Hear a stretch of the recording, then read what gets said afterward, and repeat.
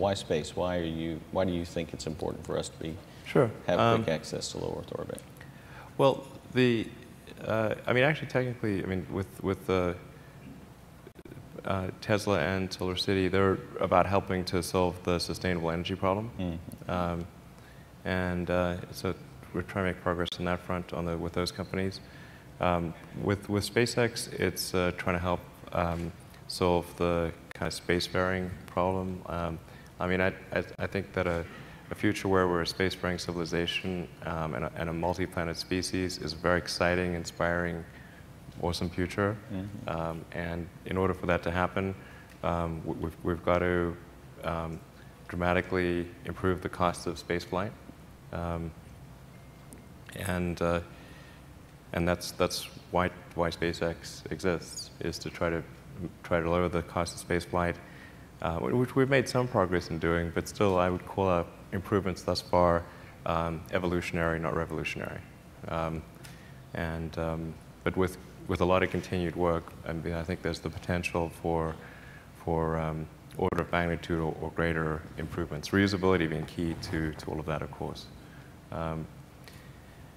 And then hopefully, if we can keep improving the cost of space flight, then eventually, if that trend is in the right direction, it could be leading to a city on Mars, and certainly along the way, a lot of activity in low Earth orbit and the moon, and lots of other exciting things. So one of the things we're trying to do with the International Space Station is try to figure out which industries will prosper from the use of low Earth orbit, to try to understand or help grow an economy essentially in low Earth orbit. And folks who are doing that are all taking risks today. Our job is to try to reduce the risk as much as we can near term, so that they can get the information they need to really have a business case for the future. But everyone's trying to calculate a risk. So is there an Elon Musk philosophy of risk versus benefit, and when you think is the right time to jump in? I mean, what is your thought on how to approach new industries, innovative areas, and when's the right time to jump in or not? Or do you just, is there no crystal ball, or is it a crystal ball or a Ouija board? I mean, how do you figure out what you should go after? Well, definitely the Ouija board, of course. Much more reliable than the crystal ball. I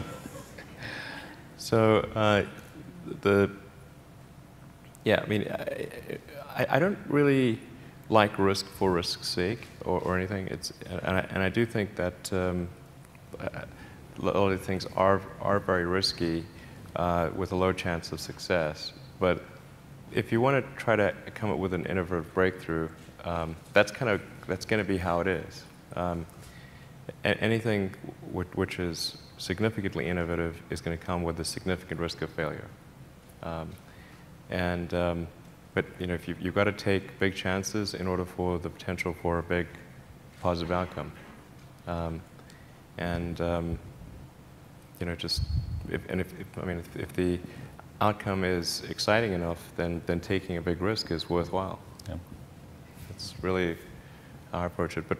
But then once executing down a path, I actually do my absolute best to reduce risk, or to improve another way of saying it, to improve the probability of success. Because when you try to do something that is very, very risky, that you have to spend a lot of effort trying to reduce that risk as you embark down that path. I mean, when I started SpaceX, I thought the odds of success were very low. I thought we'd most likely fail, but I thought, well, we should give it a try nonetheless. And then I'm not sure if you know what preceded SpaceX, because or why I got into the space. Well, I remember you trying to purchase a vehicle too from our Russian colleagues. Yeah, that's right. What you're talking about? Yeah. Well, actually, it was the reason I got into space was to try to increase NASA's budget. Well, God bless you then. Yeah, 'Cause So I'll tell you, so the roundabout way I thought that might be accomplished was, I thought, well, if NASA's budget was larger, then we could do more in space exploration. And I thought, well, particularly if we could get the public excited about sending people to Mars. And I thought, well, if I could do a small greenhouse and send that to the surface of Mars with seeds in nutrient gel, and you hydrate the gel on landing, you have a little miniature greenhouse, and then you'd have, the public tends to get excited about precedents and superlatives, so it would be like the, sort of first life on Mars, the furthest life's ever traveled, and you get people sort of excited about, well, but maybe we should send people there, like, the hell with plants, we should send people, Right. And then I thought, well, that could, if that could get the public really excited about sending people to Mars, then that would translate into congressional support for a bigger NASA budget. That was the goal.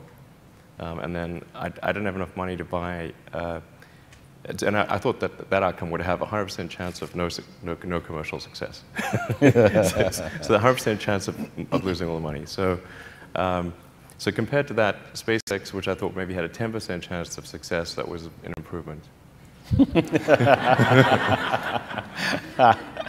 There you go. Well, that makes good sense. So are you still thinking about that? I do remember that conversation. This was the idea where you use Martian regolith, you send these self-contained habitats, not habitats, well, it's like, but it would only plant be chamber pretty kind of things, and grow. Small, like a meter across or something. But just to prove the concept. Yeah, just to get, I mean, the real goal was to get the public excited. You get some engineering data about what does it take to maintain a little habitat on Mars type of thing. But the main thing would be to get the public excited and, get people to be in, the public to be in favor of a bigger NASA budget. That was the goal. Well, again, God bless you. That's a worthy goal. I hope you don't stop. So, commercial crew. So you've been selected as one of the providers for the commercial crew. Can you tell us a little bit about where that's headed for you as a company, and perhaps maybe how it's affected your company, if it has, if it's changed anything in how you approach space?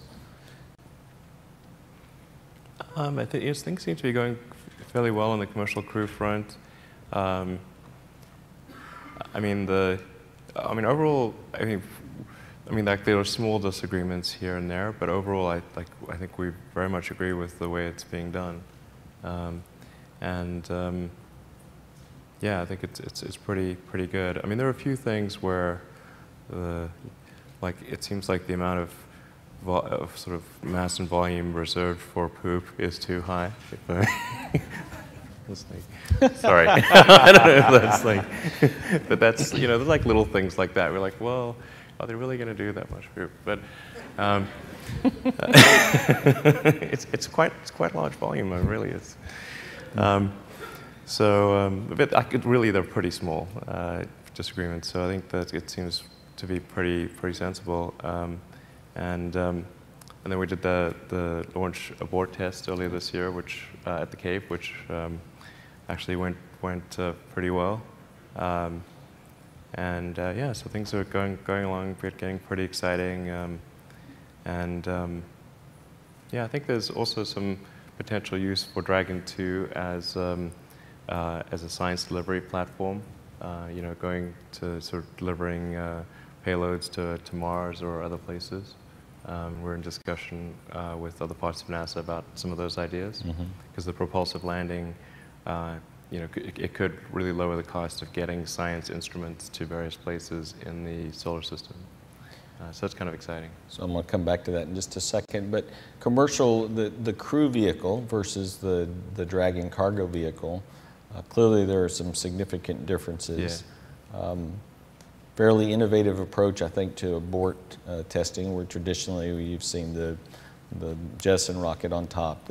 It's a puller versus the pusher technique, where you utilize fuel that you otherwise would use for the on orbit, but of course you're not going there. So, very innovative approach. Are there other areas where you feel like you're, from an innovation standpoint, you're making some significant strides with the crew vehicle?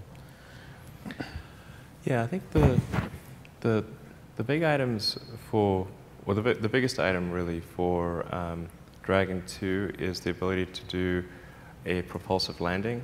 and it's basically having heavy thrusters on board. So those same heavy thrusters can then do the abort but retain the engines. So instead of in a normal sort of crewed mission, like say take the Soyuz for example, they'd have a tractor motor on the nose of the vehicle that would have to be, or basically a rocket engine on the nose that would have to be discarded on every flight, which is a potential reliability issue, and then you have obviously aren't able to reuse the abort system, and yeah, and it adds bunch of mass. But then in addition, those same thrusters can be used for propulsive landing. So you can achieve a precise propulsive landing, which on land or water, which is I think a significant improvement. I mean, it's sort of also it's sort of like it really I think feels more like the future to have that capability. And then as I mentioned, it can be extended to do payload delivery to the moon or Mars or other places because of the generalized capability of propulsive landing to land almost anywhere.